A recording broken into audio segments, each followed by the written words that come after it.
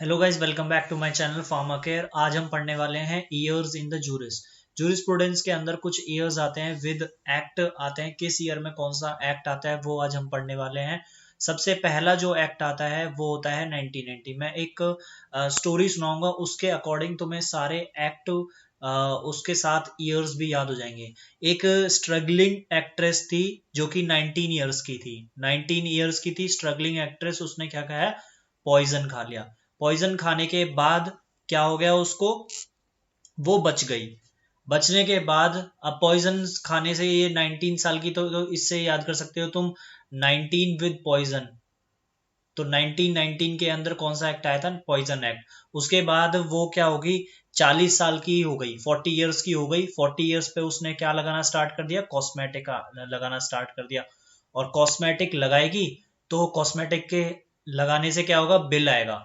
तो इससे हम क्या कर सकते हैं? 1940 में 40 ईयर्स की एज में क्या स्टार्ट कर दिया था? कॉस्मेटिक लगाना स्टार्ट कर दिया था। इसी की वजह से बिल आने ला स्टार्ट हो गया था। तो 1940 के अंदर कॉस्मेटिक एक्ट आया था और 1940 के अंदर ही क्या आया था?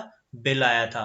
उसके बाद एक साल तक उस कॉस्मेटिक लगाने से कुछ नहीं हुआ उसके। एक साल, अगले साल मतलब 41 ईयर्स की जब हुई उसके एक साल लगाने के बाद भी कुछ नहीं हुआ। तो उसने क्या हुआ? उसने लिया टेक्निकल एडवाइस ली। तो इसीलिए 1940 के उनके में क्या आ गया? ड्रग टेक्निकल एडवाइजरी बोर्ड, जिसको हम शॉर्ट फॉर्म में बोलते हैं DTAB। ठीक है। अब एक साल के बाद उसने टेक्निकल एडवाइस ली। उसके बाद अब एडवाइस लेने के बाद जो अब 1945 के अंदर क्या हुआ? Cosmetic drug and cosmetic rule आया। अब बेसिकली जब इंडिया में क्या होता है, जो एक्ट बनता है उसके उसके बाद क्या बनता है? रूल बनते हैं। रूल बनने में कितना टाइम लग जाता है? 5 साल लग जाता है। तो इससे याद कर सकते हैं हम 5 साल में हमारा जो ड्रग एंड कॉस्मेटिक एक्ट है उसका रूल बना है 1945 के अंदर। नेक्स्ट जो हमारा ईयर है वो है 1948। 1948 को कैसे याद करेंगे? जो फोर्थ लेटर है हमारा अल्फाबेट में, इंग्लिश अल्फाबेट्स में फोर्थ लेटर कौन सा है हमारा? वो है हमारा डी। और एट्थ है हमारा एच। तो 48 की एज में वो कहाँ पे आई? दिल्ली में आ गई। अब दिल्ली में आने के बाद वो स्ट्रगलिंग एक्ट्रेस है, इसीलिए फर्स्ट लेटर तो आपको याद करना पड़ेगा कि जो स्ट्रगलिंग एक्ट्रेस है वो याद रखना है। तो स्ट्रगलिंग थी, दिल्ली में आई। दिल्ली में आने के बाद उसने फार्मेसी की फैक्ट्री में काम करा। और वो काम क्या है? मिनिमम वेजेस पे उसने काम करा। तो 48 की एज में दिल्ली में आई और दिल्ली की में उसने फार्मेसी की फैक्ट्री में काम करा और फार्मेसी की फैक्ट्री में उसको मिनिमम वेजेस मिलती थी। तो 48 की 1948 में फार्मेसी एक्ट आया, 1948 में फैक्ट्री एक्ट आया और मिनिमम वेज एक्ट आया। अब अगला एक्ट, अगला जो हमारा 1953, उसको कैसे याद करना है? अब इधर देखो, ई और डी। ई और डी में क्या है? जो हमारा फिफ्थ लेटर है वो कौन सा है हमारा? जो ई है वो हमारा फिफ्थ लेटर है और जो डी है वो हमारा फोर्थ लेटर है। इसमें से -1 करेंगे तो कितना आएगा? 53। 1953 में हमारा एजुकेशन रेगुलेशन जो एक्ट आया था वो आया था। अब 1954 में 1954 को कैसे करेंगे? अब एक और स्टोरी। अब दिल्ली आई तो वो 54 ईयर्स की हो गई। अब वो 54 ईयर्स की हो गई तो 54 ईयर्स की में क्या करने लग गई? वो मैजिक के थ्रू जो फूड था उसको एडल्ट्रेट दिखाने लग गई, जिसकी वजह से जो हमारे जो पीपल है उसको ऑब्जेक्शन होने लग गया। ऑब्जेक्शन होने लग गया इसीलिए 54 की एज में उसने जो फूड था उसको मैजिक के थ्रू एडल्ट्रेट दिखाने की कोशिश करी। और जिसकी वजह से पीपल जो बंदे थे उनको ऑब्जेक्शन होने लग गया। तो 1954 में क्या आया? Drug and magic remedy act आया, जिसको ही हम ऑब्जेक्शनल एडवर्टीजमेंट एक्ट बोलते हैं। और दूसरा जो एक्ट आया था वो था फूड एडल्ट्रेशन एक्ट। अब क्या था? 1955 के अंदर क्या होता? रूल बना दिया था। अब रूल क्यों बनाया? 1954 में एक्ट आया था ड्रग एंड मैजिक रेमेडीज में और अगले साल ही 55 में रूल आ गया। गवर्नमेंट ने रूल बना दिया। क्यों?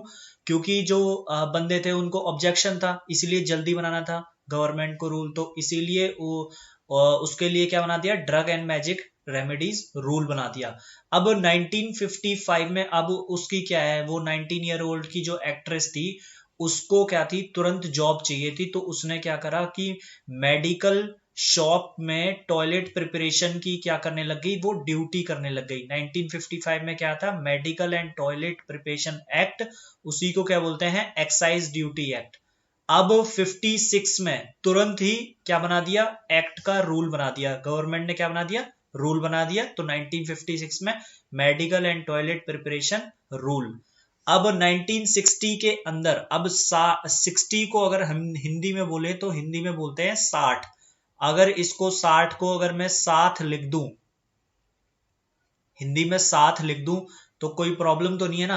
अब वो 1960 में साथ रहने लगी, किसके साथ, एनिमल के साथ साथ रहने लग गई। तो 7 के साथ एनिमल, एनिमल याद हो जाएगा। एनिमल क्रूरल्टी एक्ट जो था वो 1960 में आया था। अब 70 की एज में वो पेशेंट बन गई, पेटेंट से हमें याद रखना है, पेशेंट बन गई। 70 की एज में वो पेशेंट बन गई, और पेशेंट बन गई तो 71 में क्या बन गई, वो प्रेग्नेंट हो गई। इसीलिए 71 में होगा मेडिकल टर्मिनेशन ऑफ प्रेगनेंसी, जिसको हम शॉर्ट फॉर्म में बोलते हैं MTP। अब 5 साल के बाद क्या हुआ, उसका रूल निकाल दिया, MTP रूल निकाल दिया, जिसको बोलते हैं medical termination of pregnancy rule in 1975। अब हो गई वो 85 साल की, 85 साल तक आते आते वो क्या हो गई, साइको हो गई। साइको से हमें याद करना है, और नारकोटिक भी खाने लग गई, साइको भी हो गई और नारकोटिक के ड्रग भी खाने लग गई। तो इससे क्या बनेंगे, narcotic drug and psychotropic substance act, जिसको हम शॉर्ट फॉर्म में बोलते हैं NDPS। और 1987 में उसको क्या हुआ, AICT का चेयरमैन बना दिया 87 के अंदर। AICT की फुल फॉर्म होता है all India council of technical education. 87 में आया था, 1987 में AICT बना था। नेक्स्ट वीडियो हम कवर करने वाले हैं जो हमारा इंडियन फार्माकोपिया है, उसका जो डिफरेंट बुक्स आई थी, उसकी डिफरेंट एजुकेशंस आई थी, उसके कौन कौन से एडिशंस थे, कौन कौन से अमेंडमेंट आए थे, या चेयरमैन कौन कौन थे इंडियन फार्माकोपिया के, कितनी वॉल्यूम थी, कौन कौन सी कलर के हमारे इंडियन फार्माकोपिया